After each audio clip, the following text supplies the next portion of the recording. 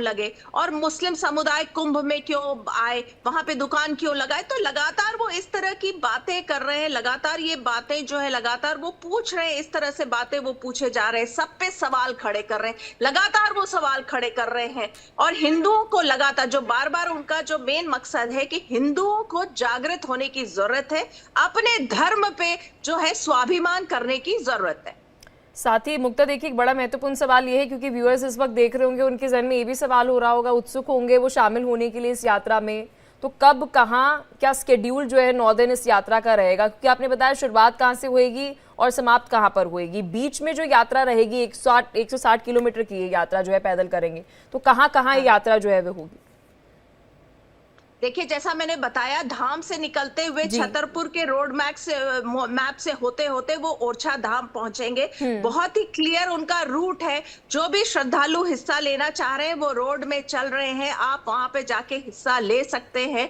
वो लगातार इंकरेज कर रहे हैं हिंदुओं को कि वो आए और उसमें पार्टिसिपेट कर रहे हैं। वो लगातार संवाद कर रहे हैं, जो भी उनके साथ में है, आसपास के लोग हैं, गांव जी। के लोग हैं। उनका एक और जो उन्होंने बात कही थी कि बुंदेलखंड का इलाका, ये बुंदेलखंड का इलाका है जहां से उनकी यात्रा जी। निकल रही है और ओरछा तक जा रही। उनका ये मानना है कि बुंदेलखंड का जो इलाका है बहुत पिछड़ा हुआ इलाका है, तो इसको इसको भी आगे बढ़ाने की जरूरत है, डेवलपमेंट की जरूरत है। अस्पताल नहीं है। जैसे हमने उनसे सवाल किया था कि आपकी शादी को लेकर बहुत उत्सुकता रहती है लोगों के मन में कि आप शादी कब करेंगे, तो उन्होंने कहा हाँ, ये उत्सुकता है बहुत लोगों के मन में, लेकिन मैं जब तक नहीं कर सकता जब तक मेरे सामने जो एम है मेरा, जैसे उस एम में उन्होंने कैंसर हॉस्पिटल का जिक्र किया था। तो लगा जो बुंदेलखंड इलाका जिस जगह से वो आते हैं, उनका ये मानना, खास करके धाम की भी बात करें तो वो कह रहे थे धाम में भी जो है हॉस्पिटल और बहुत सारी चीजों की जरूरत है, बुंदेलखंड में जो है डेवलपमेंट की जरूरत है।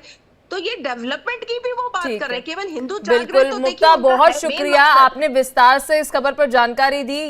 मुक्ता देखिए, इस वक्त तस्वीरें हम दर्शकों को दिखा रहे हैं, भारी भीड़ यहाँ पर देखने को मिल रही है। 20,000 लोगों ने, कहा जा रहा है कि इस यात्रा में शामिल होने के लिए रजिस्ट्रेशन भी करा लिया है। जी मुक्ता, ओवर टू यू।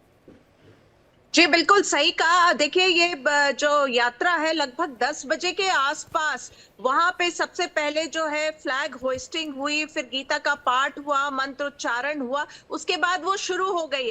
अभी बाबा अपने जो श्रद्धालुओं की भीड़ है उसके साथ अभी धाम से निकले और हाईवे छतरपुर उधर जो हाईवे है वहां तक पहुंचे हैं। लगभग बहुत सारे श्रद्धालु हैं, 20,000 लोगों ने तो ऑनलाइन रजिस्ट्रेशन कराया, लेकिन इस वक्त जितने लोग हैं लगभग 10,000 के तादाद में जो श्रद्धालु हैं वो उनके साथ में चल रहे हैं। कई लोग जो है नाच रहे हैं, कई लोग भजन गा रहे हैं। तो बिल्कुल एकदम जो उनका जो यात्रा का एजेंडा है कि सनातन के प्रति जो है लोगों को जागृत करना, हिंदू धर्म के प्रति जागृत करना है, हिंदू में एकजुटता लाना है, तो जो है वो पूरा एक माहौल वहां पे क्रिएट हो रहा है। जैसे मैंने आपको बताया 10 बजे के आसपास ये यात्रा शुरू हुई और अभी जो है वो धाम वहां से निकल के हाईवे तक पहुंची है। तो इस तरह से जो है लेकिन देखिए, इस वक्त मुक्ता, जो भी व्यूअर्स हमें देख रहे होंगे तो उनके मन में एक यही सवाल अभी आ रहा होगा कि लाखों हिंदुओं को लेकर कहाँ बाबा बागेश्वर जो है वो निकल पड़े हैं। आप इस बार बात कर रही थी कुछ देर पहले कि ये यात्रा का मकसद क्या है। विस्तार से आप कुछ दिन पहले बात भी करते हुए नजर आई थी बाबा बागेश्वर से। मकसद क्या है इस यात्रा का? क्योंकि दर्शक ये बात सुनने के लिए उत्सुक हैं कि इस यात्रा का मकसद क्या होगा। 9 दिन 160 किलोमीटर पैदल यात्रा क्यों निकाली जा रही? उनका मकसद जो पूरा का पूरा है कि उनको ऐसा लग रहा है कि हिंदू वो एकजुट नहीं है, और इसीलिए जो है, और उनका जो वो बहुत सालों से एक हिंदू राष्ट्र की भी बात करते आए हैं, जी। और उनको जो लग रहा है जिस तरह के अत्याचार हिंदू पे हो रहा है, हिंदू धर्म पे हो रहा है, वो उसके लिए एकजुटता की बहुत जरूरत है। उनको ऐसा भी अंदेशा उनके मन में है कि आगे चलकर जिस तरह की स्थिति बांग्लादेश में निर्मित हुई थी, हिंदुओं के साथ जो जाति हो रही थी, और वो लगातार इस बात पे भी बात कर रहे हैं कि हिंदुओं के प्रति यहाँ पे लगातार जो है जाति, तो उसको ले आवाज उठाना बहुत जरूरी है। तो तो उनको अपने धर्म के प्रति जो ईमान का जो अभिमान चाहिए, वो उनको लगता है कि उस अभिमान की जो है वो जागृत बहुत नहीं है। धर्म के प्रति जो सजगता होनी चाहिए वो नहीं है, और उसके साथ साथ मन में अभिमान होना चाहिए। उनको ऐसा लगता है कि वो अभिमान की कमी है, इसीलिए जो दूसरे समुदाय हैं वो हिंदुओं पे हावी रहते हैं। इसलिए उनका मकसद है कि ये अब समय आ गया कि हिंदू को जागृत होना है, अपने धर्म के प्रति स्वाभिमान लाने की बहुत जरूरत है, और जो भी अत्याचार हो रहा है हिंदुओं के साथ, वो उस पे तो जो है 9 दिन रोक का लगनी रोड मैप चाहिए। क्या है, किस तरह से हिंदुओं को कनेक्ट करने की कोशिश करेंगे बाबा बागेश्वर?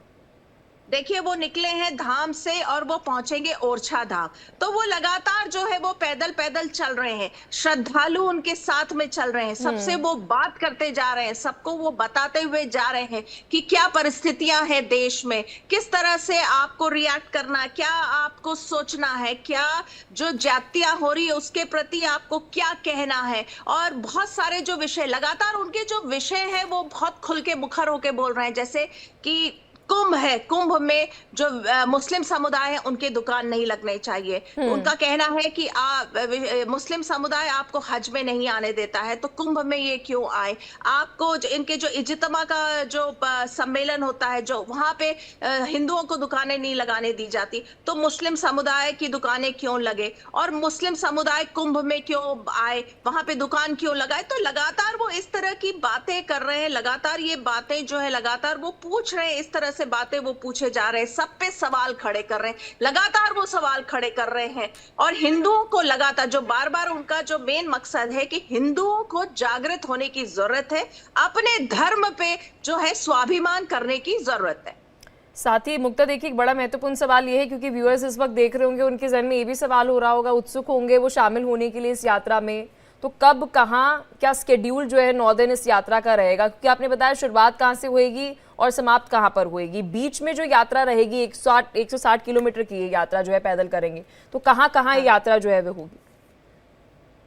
देखिए, जैसा मैंने बताया, धाम से निकलते हुए छतरपुर के रोड मैप से होते होते वो ओरछा धाम पहुंचेंगे। बहुत ही क्लियर उनका रूट है, जो भी श्रद्धालु हिस्सा लेना चाह रहे हैं वो रोड में चल रहे हैं, आप वहां पे जाके हिस्सा ले सकते हैं।